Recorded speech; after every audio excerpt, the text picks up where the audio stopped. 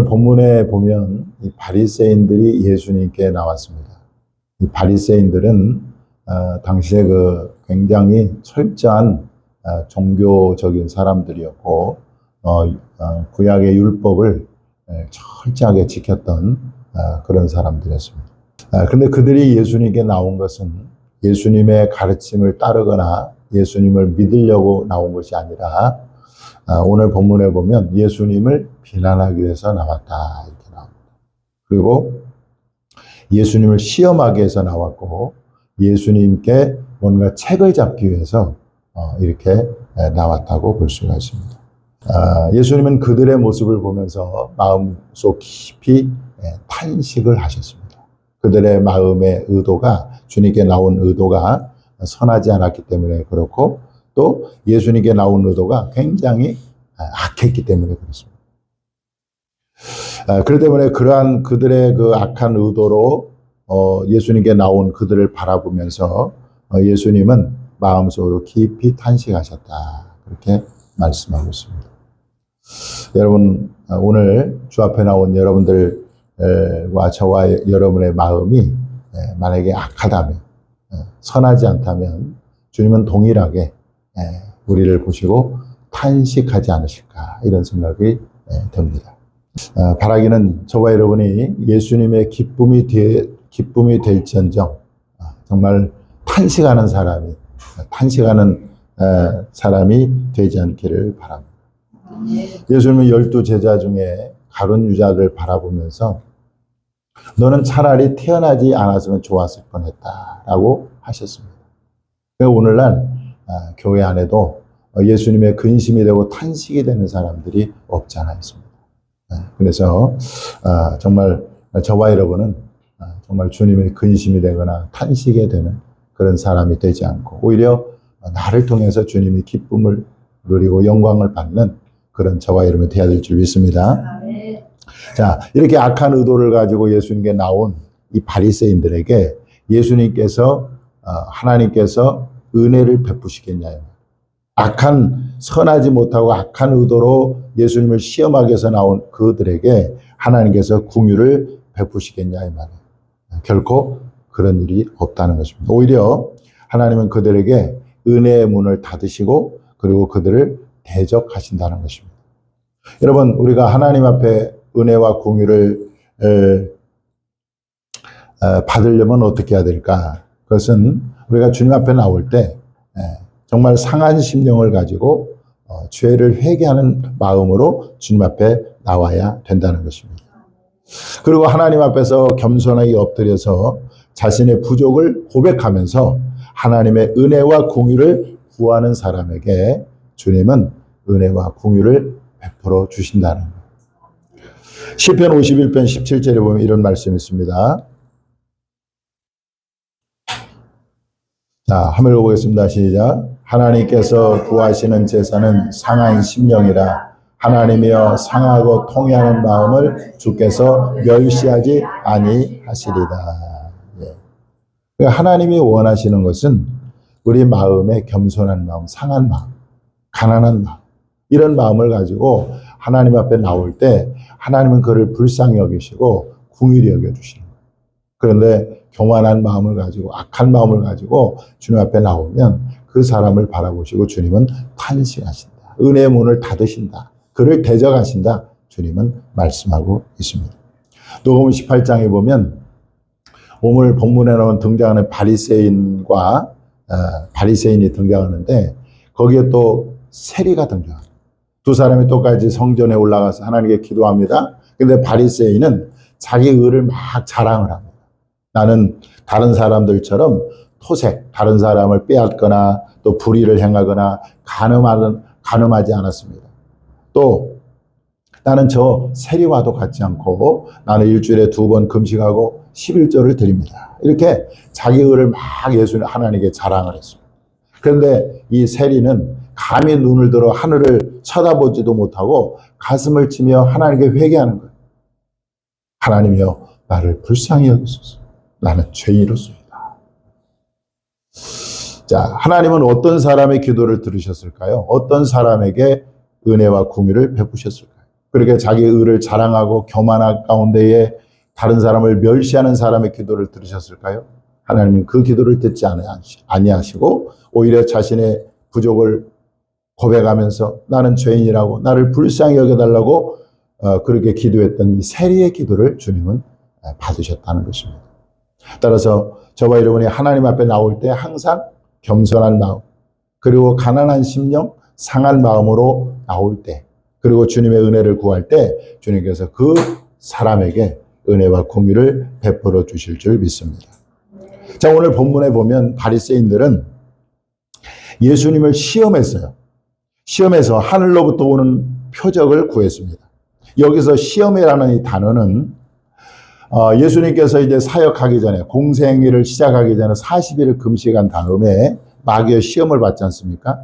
그때 그 시험하고 지금 이 바리새인들이 시험하는 이 시험하고 같은 단어예요. 마귀가 광야에서 예수님께 뭐라고 시험했죠?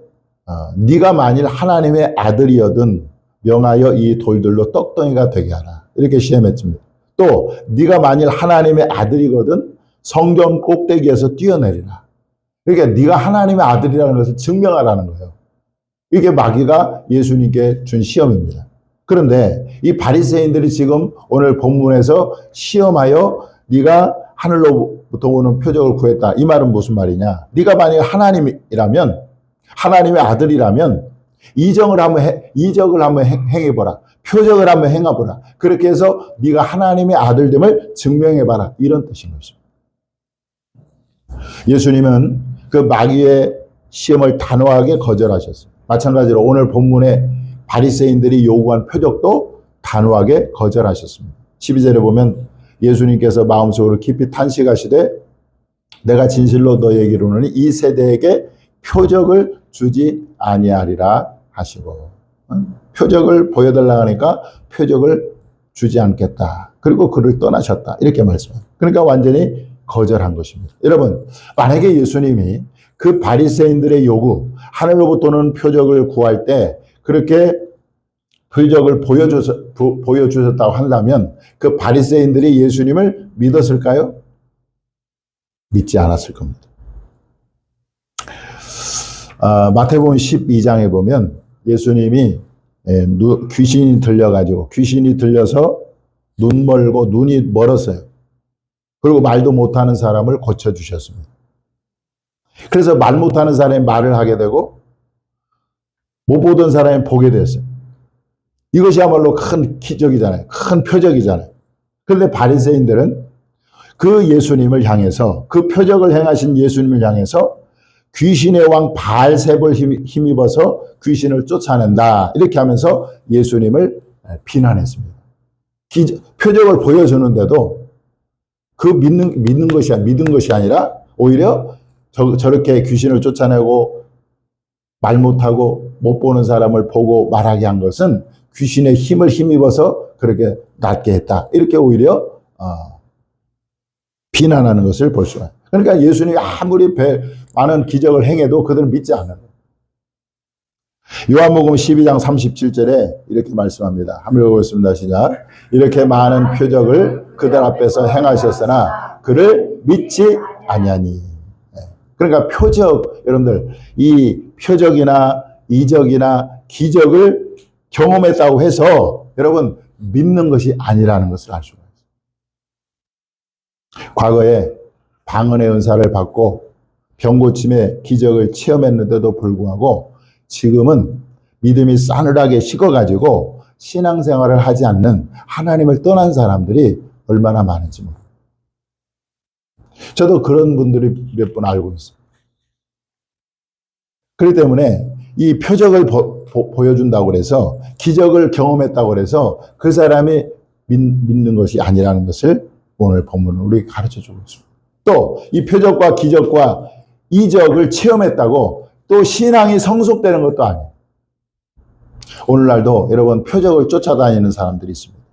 이적을 따라다니는 사람이 있어요. 은사를 쫓아다니는 사람들이 있는데 이런 사람들을 보면 신앙이 매우 거칩니다. 그 예의가 없고 대단히 무례하고 그리고 신앙도 성숙하지가 않아요. 소위 기도 많이 하는 사람들 보면은요, 산기도 하는 사람들 보면 굉장히 사람이 언어가 거칠고 무례하고. 왜요? 기적을 쫓고 은사를 쫓고 이런 사람이 다 공통적으로 그런 것 같아요. 이런 사람들이 교회 문제를 일으키고 성도들에게 상처를 주는 것입니다. 그래서 이 표적 신앙 위에 믿음을 세우면 안 된다. 이 은사 위에 자신의 신앙을 세우면 안 된다는 것입니다. 우리는 어디에 우리의 믿음을 세워야 합니까? 하나님의 말씀 위에 우리의 믿음을 세워야 될 줄 믿습니다. 디모데후서 3장 15절 17절에 보니까 한번 읽어보겠습니다. 시작. 또 어려서부터 성경을 알아나니 성경운동이 너로 하여금 그래도 예수 안에 있는 믿음으로 말미암아 구원에 이르는 지혜가 있게 하느니라. 모든 성경은 하나님의 감동으로 된 것으로 교훈과 책망과 바르게 함과 의로 교육하기에 유익하니 이는 하나님의 사람으로 온전하게 하며 모든 선한 일을 행할 능력을 갖추게 하려 함이라. 하나님의 감동으로 된 이 말씀이 우리를 교훈하고 우리를 책망하고 우리를 바르게 하고 우리를 의로 교육하니까 어떻게 됩니까? 하나님의 사람으로 온전하게 된다. 이게 뭐 온전하게 된다. 이 말은 성숙하게 된다. 성숙하게. 그래서 우리가 표적을 따르고 기적을 따르고 은사를 따르는 사람들은 결코 신앙이 성숙하지가 않아요. 거칠어요. 그래서 우리의 신앙을 철저하게 이 하나님의 말씀에 지도를 받고 말씀 위에 우리의 신앙을 견고하게 세워야 될 줄 믿으시기 바랍니다. 그래서 우리는요, 주말날 큐티는 기본이고 또 오후 성경 읽기는 교회 프로그램. 정말 중요한 것은 내가 개인적으로 성경을 많이 읽어야 된다는 사실. 내 영혼을 위해서, 여러분들 내 믿음을 위해서 성경을 개인적으로 많이 읽을 수 있기를 바랍니다.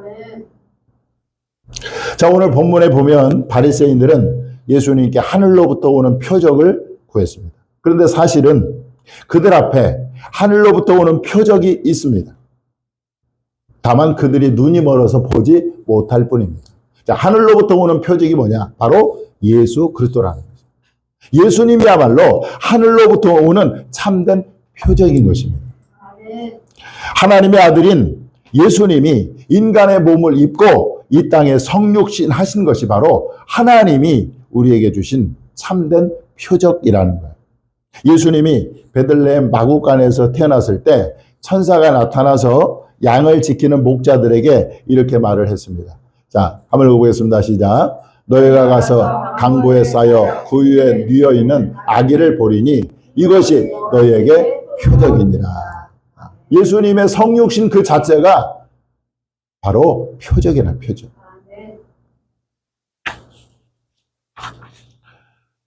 또 예수님이 십자가에서 고난당하시고 죽으신 것이 하늘로부터 오는 표적인 것입니다. 예수님은 친히 이렇게 말씀하셨습니다. 자, 누가복음 11장 30절 시작. 요나가 니느웨 사람들에게 표적이 됨과 같이 인자도 이 세대에 그러하리라. 자, 요나가 니느웨 사람들에게 표적이 됨과 같이. 요나가 니느웨 가서 하나님의 회개를 촉구할 때 그들이 다 왕으로부터 시작해서 회개했지 않습니까? 그래서 하나님이 내리려는 그 재앙을 내리지 않았지 않습니까? 그러니까 요나의 표적, 이 요나의 표적. 자, 그런데 사실 그 요나의 표적이 무엇이냐면 요나가 밤낮 사흘 동안 물고기 뱃속에 있었던 것입니다. 그게 요나의 표적인데 예수님은 이러한 요나의 표적을 자신에게 적용시키고 있어요.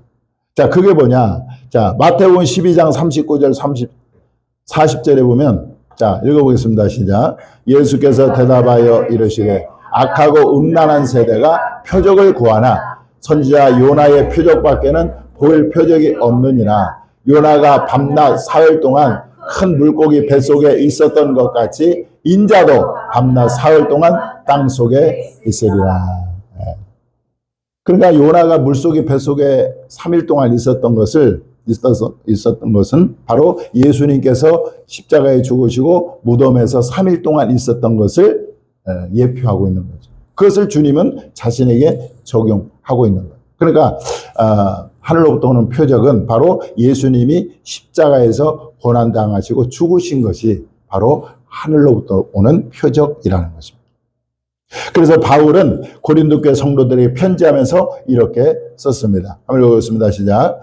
유대인은 표적을 구하고 헬라인은 지혜를 찾으나 우리는 십자가에 못 박힌 그리스도를 전하니 유대인에게는 꺼리끼는 것이요 이방인에게는 미련한 것이로되 오직 부르심을 받은 자들에게는 유대인이나 헬라인이나 그리스도는 하나님의 능력이요 하나님의 지혜니라. 네. 그러니까 예수님이 십자가에 못 박힌 그것이 바로 하늘로부터 오는 표적이라는 것입니다. 여러분, 예수님의 부활 역시 하늘로부터 오는 표적입니다. 사도행전 17장 31절 읽어보겠습니다. 시작. 이는 정하신 사람으로 하여금 천하를 공의로 심판할 날을 작정하시고 이에 그를 죽은 자 가운데서 다시 살리신 것으로 모든 사람에게 믿을 만한 증거를 주셨음이니라. 아멘. 다시 살리신 것으로 모든 사람에게 믿을 만한 증거를 주셨다. 그렇게 말씀하고 있습니다. 그러니까 여러분, 하늘로부터 오는 표적, 무슨 뭐 귀신을 쫓아내고 병을 고치고 막 방언을 하고 예언을 하고 이것이 아니라 바로 예수님이 표적 그 자체라는, 예수님 표적 그 자체. 따라서 여러분, 하늘로부터 오는 표적을 우리는 뭘 구해야 돼요? 예수님을 구해야 해요. 예수님을 구해야 돼.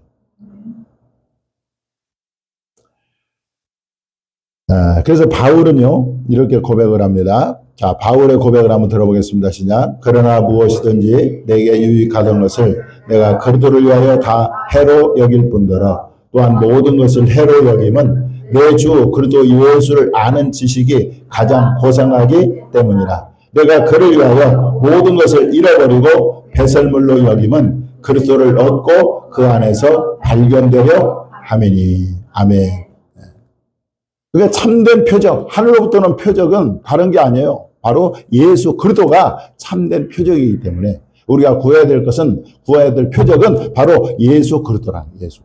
예수 그리스도를 알고 예수 그리스도를 얻고 우리가 예수 그리스도께 속하고 예수의 것으로 인쳐짐을 받는 그것이 우리가 구해야 될 표적인 줄 믿으시기 바랍니다. 바울은 그런 말을 했습니다. 나는 내 몸에 예수의 흔적을 가졌노라.